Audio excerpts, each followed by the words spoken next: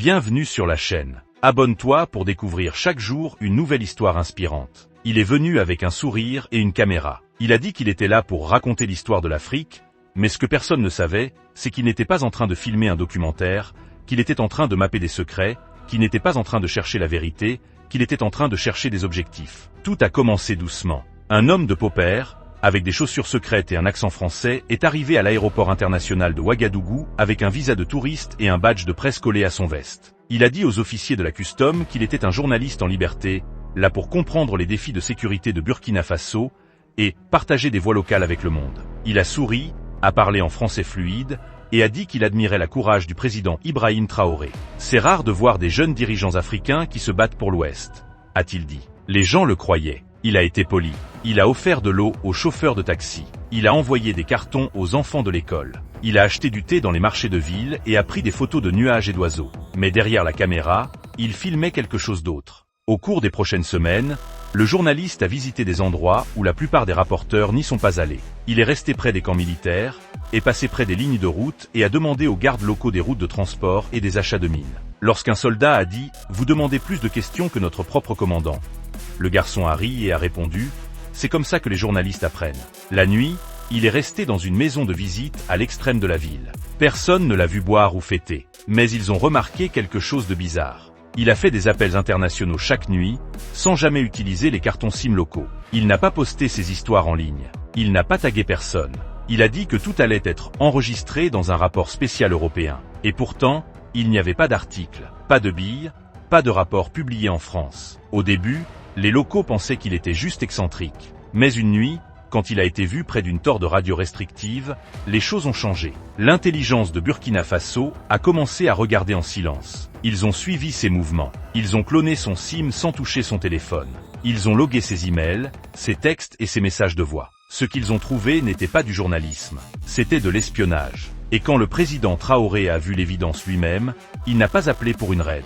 Il a fait quelque chose de plus intelligent. Il a invité le spy à poser ses questions directement, sur la caméra, en face de la nation. Les caméras de la télé s'étaient arrêtées en silence. Une petite conférence de presse avait été annoncée à Ouagadougou, hostée par l'office de la présidence. Mais, comme d'habitude, il n'y avait pas de kit de presse. Pas de questions imprimées. Pas de rapporteurs de CNN, BBC ou RFI. Seulement quelques journalistes locaux. Et un nom a été ajouté à la liste d'invités, à la dernière minute. Julien Morel, journaliste en liberté, France. Il est arrivé seul, habillé en vêtements beige, en veste blanche, avec le même badge de presse qu'il avait montré à l'aéroport il y a quelques semaines. Pas de tripode, pas de caméraman. Seulement son sac à gauche, son notebook et un petit sourire sur son visage. Il n'avait aucune idée de ce qui allait arriver. Lorsqu'il est entré dans le camp, il a salué les gardes comme s'il appartenait là-bas. « Je suis là pour la conférence de presse de la présidence », a-t-il dit confiantement. Un soldat s'est éloigné et l'a pointé en face. Mais derrière l'uniforme, les yeux du soldat regardaient prochement. À l'intérieur, la salle était silencieuse. Peut-être trop silencieuse. Les caméras étaient déjà en marche. Un micro se trouvait au centre. Il n'y avait que 6 chaises pour les journalistes, alignées dans une demi-cercle. Julien s'est assis casuellement, a ouvert son notebook et a regardé autour. Personne ne lui a souri.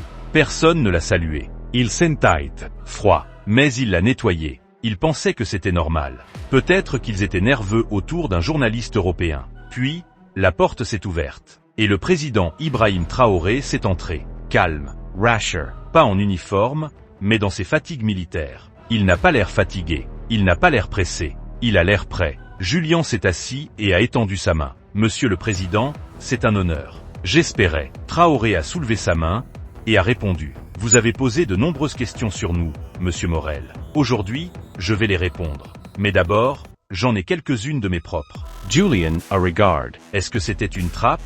Il a souri nerveusement, prétendant être relaxé. Bien sûr, c'est ce que l'interview est pour.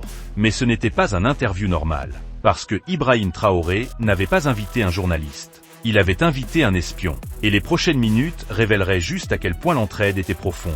Les questions commencent. La lumière rouge de la caméra s'allumait doucement. 6 journalistes s'assidant en silence. Les livres ouvrent. Les mains restantes. Au milieu, se trouvait le président Ibrahim Traoré. Calme, composé, sans papier. De l'autre côté de lui, Julien Morel a ajusté son collard. Il était habitué à être en contrôle des interviews. Mais cette fois-ci, quelque chose sentait. different. Traoré n'était pas souriant. Il n'introduisait pas de politique ou de récit. Il l'étudiait. Monsieur Morel, Traoré a commencé. Vous êtes venu dans notre pays pour 2 jours. C'est vrai?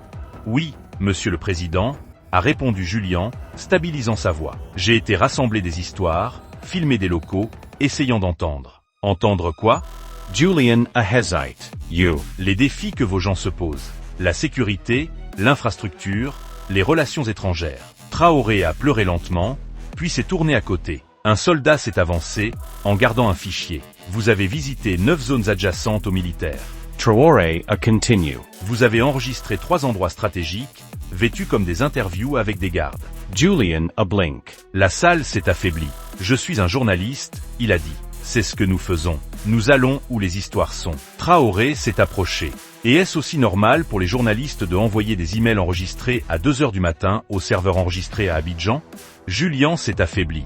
L'un des autres journalistes a tourné la tête, choqué. Le soldat a ouvert le fichier et a gardé une photo. Julien à la nuit. L'ordinateur ouvert. Un client enregistré sur l'écran. Puis un autre. Julien se trouvant à l'extérieur d'une tour de radio militaire. Téléphone en main. Et un autre. Des images de messages envoyés à un homme connu par l'intelligence de Burkina. Un contracteur militaire français travaillant sous le couvert diplomatique en Afrique Ouest. Le visage de Julien a perdu de couleur. Je peux expliquer, s'il vous plaît, Traoré a dit. Mais Julien n'avait pas de mots. Il n'était plus sous pression des questions. Il était sous investigation. Traoré a regardé les caméras. Ce homme a dit qu'il est venu pour comprendre notre peuple. Mais en vérité, il est venu pour enregistrer nos défauts, mapper nos mouvements et envoyer nos secrets à l'étranger. Il est venu, non pas pour raconter notre histoire, mais pour écrire son propre. Et puis Traoré a dit, laissez les gens décider si c'est du journalisme ou de la trahison. La silence dans cette pièce était plus folle que la lumière.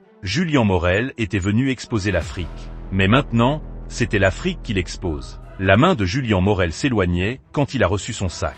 La pièce était toujours silencieuse. Les caméras étaient toujours en mouvement. Mais l'air a changé. Ce qui a commencé comme une simple conférence a devenu quelque chose d'autre. Un trial public. Une détente silencieuse. Et il était le target.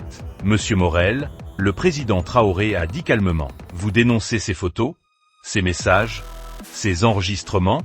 Julien a ouvert sa bouche. Mais rien n'est sorti. Il était en train de pleurer maintenant. Pas à cause de la chaleur, mais à cause du plan. Quoi qu'il en soit, c'était en train de s'éloigner. Un deuxième soldat est entré, avec un ordinateur noir.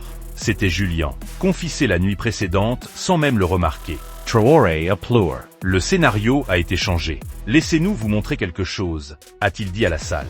Le projecteur a éteint le mur. C'était là, une carte en temps réel de Burkina Faso, avec des pins sur les routes d'huile, des endroits minés, et 2 dépôts de stockage militaire trouvés dans un fichier nommé, pour la revue, Côte d'Ivoire cliente, a dit Traoré. Des cris s'écoulaient autour de la salle. Julien a éloigné sa tête lentement. Je ne veux pas dire que c'était juste des notes. Je n'ai pas envoyé, alors expliquez-le. Traoré a interrompu. Il a élevé un papier avec un email imprimé. Les mouvements des objectifs sont prédictables. La sécurité du palais, très proche de l'entrée à l'ouest, peut être monitorée pour le placement d'assets futurs. Julien s'est rendu pâle. Non, ce n'est pas. C'est faux. C'était envoyé par votre mail encrypté à 2h17 du matin d'une maison de visite dans la zone 3. Nous ne fabriquons pas d'évidence, monsieur Morel. Nous la collectons. Les journalistes locaux ont regardé en désespoir. Certains ont envoyé des prières. D'autres ont juste regardé à l'homme blanc dans la salle, qui avait une fois marché avec confiance, maintenant s'éloignant, ses lies s'éloignant couche après couche. Il avait venu ici avec un plan, mais il avait sous-estimé le pays. Il avait sous-estimé son intelligence. Et le plus important, il avait sous-estimé l'homme qui se trouvait en face de lui. Le président Traoré a déménagé lentement vers le micro. Il n'était pas en colère. Il n'a pas crié. Il a simplement regardé la caméra et a dit « C'est ce qu'il nous envoie. Pas d'aide, pas d'excuses, mais des espions avec des caméras qui s'appellent des journalistes. Ils pensent qu'on va rire et rester calme. Mais ce temps est terminé. » Ensuite, il s'est retourné à Julien une dernière fois. « Tu es venu pour des histoires. Maintenant, tu es la histoire. » Et comme ça, Traoré a donné l'ordre de l'écouter. 2 gardes ont avancé. Julien Morel n'a pas résisté. Il a simplement baissé sa tête et est parti de sa façon d'entrer. Seulement cette fois, il n'était pas en colère avec la caméra. Il était à l'intérieur du cadre. À l'aube, la salle de presse était vide. Les caméras étaient remplies. Les chaises étaient pliées. Mais le moment, cette confrontation entre le président Ibrahim Traoré et Julien Morel avait déjà quitté la salle. c'était maintenant partout. La première vidéo a apparu sur les médias sociaux 1 heure après l'événement. Elle montrait Traoré en demandant calmement « Tu appelles ça du journalisme ou de la bétrayale ?» Ensuite sont arrivées les images, la scène de l'ordinateur, les maps militaires, les emails interceptés. Et enfin, l'homme blanc français marchant hors de la salle en silence, flancé par 2 gardes. L'Internet a explosé. Dans Burkina Faso, les gens se sont rassemblés dans des cafés et des maisons pour rejouer les images à nouveau et à nouveau. Un homme a crié « Il a attrapé un espion en direct sur la télé ». Une grand-mère d'une ville près de Kaya a dit « Nous avons attendu longtemps pour voir un président se lever comme ça ». À travers l'Afrique ouest, la vidéo a disparu comme un feu. Sur Twitter, sur TikTok, sur WhatsApp, sur Facebook, partout, les gens ont regardé Traoré changer le script. Ils sont venus nous étudier, mais ils ont été étudiés. C'est ainsi que vous les gagnez. Avec des faits, pas de peur. Au Sénégal, des étudiants ont peint un mural de Traoré avec les mots « L'Afrique a des yeux maintenant ». Au Ghana, un tweet viral a écrit « Il n'a pas élevé sa voix, mais il a élevé le standard ». En France, la réaction a été différente. Le ministère des Affaires étrangères a publié un statement froid. Nous examinons la situation et attendons un bon traitement pour tous les citoyens. Mais ils n'ont rien dit sur l'évidence. Ils n'ont rien dit sur les maps, sur les emails, sur la connexion à Abidjan. Parce qu'ils ne pouvaient pas. En même temps, à l'intérieur de Burkina Faso, Julien Morel a été arrêté par forme, non pour être un journaliste, mais pour la surveillance inautorisée et les bretelles de sécurité nationale. Il a été déplacé à une facilité sécurisée à l'extérieur de la capitale. Mais ce n'était plus seulement à propos de lui. C'était à propos de chaque micro qui avait été utilisé pour rassembler les secrets. Chaque boucle de main qui venait avec une condition cachée. Chaque photo prise avec des visages souriants et des signes doublés. Le président Traoré n'a pas fait un autre discours. Il n'en avait pas besoin. Le monde avait déjà entendu ce qu'il avait dit dans cette pièce. Vous êtes venus pour des histoires. Maintenant, vous êtes la histoire. Et comme le vidéo continuait à aller en viral, une chose s'est rendue claire à travers l'Afrique. Ce n'était pas seulement à propos d'attraper un espion, c'était à propos d'être en face de tout le monde. Le vidéo a touché le Internet avant que la salle de presse ne soit même vide. Elle a commencé avec un clip de juste 40 secondes. Le président Ibrahim Traoré se posait calmement devant les caméras en disant « Vous êtes venus pour des histoires. Maintenant, vous êtes la histoire ». Et ensuite, les gardes ont pris Julien Morel, le journaliste français, hors de la salle en silence. Pas de cris, pas de drame, juste la vérité. C'était tout. Par la soirée, le vidéo avait déjà atteint des millions. Sur TikTok, les gens de Ghana, de l'Algérie, de l'Afrique du Sud et de Mali l'ont reposté avec des captions comme c'est ainsi que vous protégez votre pays. Il l'a exposé sans le toucher. L'Afrique est réveillée. Dans Burkina Faso, les magasins ont arrêté de jouer de la musique. Ils ont joué à la conférence de presse au lieu. Les jeunes se sont rassemblés dans les coins de thé, en reprenant la musique sur les téléphones. Les vieux hommes se sont éloignés de leur radio. Une femme dans le marché a dit « Ils venaient avec des armes. Maintenant, ils viennent avec des caméras. » Sur la télé, c'était encore plus grand. La Nouvelle Nationale a joué le clip à nouveau et à nouveau. Mais pas seulement le walkout. Ils ont montré tout. Les photos de Julien à l'extérieur des zones militaires. Le téléphone avec des maps de zones sensibles. L'email à un contact en Abidjan intitulé « Point d'entrée du palais ». Faible visibilité. Personne ne pouvait le dénoncer. Pas même le gouvernement français. Mais encore, ils ont essayé. En Paris, ils ont publié un courriel. Nous suivons la situation et nous assurons que notre citoyen soit traité de manière faible. Mais ils n'ont pas mentionné l'évidence. Ils ne l'ont pas dénoncé. Ils n'ont même pas essayé d'expliquer. Parce qu'ils ne pouvaient pas. Par contre, en Afrique du Sud, la sensation était différente. Ce n'était pas seulement d'attraper un espion. C'était d'enfin voir la trappe et de la briser. À travers les frontières, les gens ont partagé le même courriel. AC. Julien Morel. L'homme qui est venu avec un sourire et une caméra, était maintenant tenu dans une maison de sécurité militaire. Pas d'interview, pas de passement de presse, pas d'audience. Il a demandé de parler à un avocat de l'ambassade française. Mais Traoré a donné son réponse publiquement. Nous avons un cas plus grand à répondre et il appartient à l'Afrique. Et comme ça, le homme qui était venu exposer les autres était maintenant le seul à être exposé devant le monde entier. La conférence de presse était terminée. Julien Morel n'était plus là. Pas hors du pays, mais à l'intérieur d'un site de détention militaire qui attendait le trial. Le monde l'avait vu se passer. La vidéo l'avait fait à tous les coins du continent. Mais le président Ibrahim Traoré a resté silencieux. Pour 3 jours, il n'a pas parlé à la presse. Il n'a pas eu besoin, parce que l'évidence a parlé pour elle-même. Mais le 4e jour, il est sorti du palais. Il n'a pas été derrière un podium, pour ne pas parler aux rapporteurs étrangers, mais pour s'adresser à son peuple. La situation était simple. Un courtois de l'école. Les enfants se sont assis sur le sol. Les agriculteurs se sont assis à l'arrière. Les commerçants, les chauffeurs, les étudiants, et même les soldats. Ils sont tous venus. Personne n'a gardé un script. Personne n'a envoyé des notes. Il est resté dans le soleil et a dit « Ils nous ont regardés depuis des années. Pas pour nous aider, mais pour contrôler ce que nous disons, ce que nous construisons, ce que nous rêvons. » Ils ont envoyé un homme avec une caméra. Mais ce n'était pas une caméra. C'était une arme pointée vers notre futur. Il a regardé autour du public et a dit « Cet homme a dit qu'il était un journaliste. » Mais son carte de mémoire portait plus de maps que d'interviews, plus de location de base que de mots, plus de objectifs que de vérité. Il n'est pas venu nous raconter notre histoire. Il est venu la voler. Les gens se sont restés en silence. Certains ont pleuré. Et ensuite, il a dit quelque chose qui allait écho à travers l'Afrique. Au prochain, qui essaie de le faire. Le prochain homme qui vient sourire avec des mots doux et des lignes dures cachées dans son sac.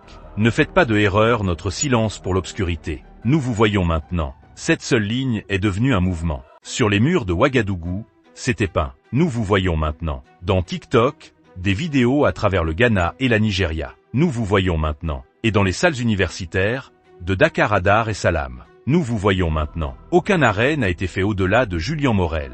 Aucune ambassade n'a été bombardée. Il n'y avait aucun chaos. Seulement un message silencieux, envoyé avec un feu calme. Vous nous avez appris à tenir une caméra. Maintenant, nous savons comment l'envoyer. C'est ainsi que tout s'est terminé. Aucun feu de feu, aucun cri. Seulement un homme touché dans son propre jeu. Et un continent rappelé de son pouvoir. Parce que cette fois-ci, l'Afrique n'est pas restée silencieuse. Et cette fois-ci, le spy marquera l'histoire à jamais.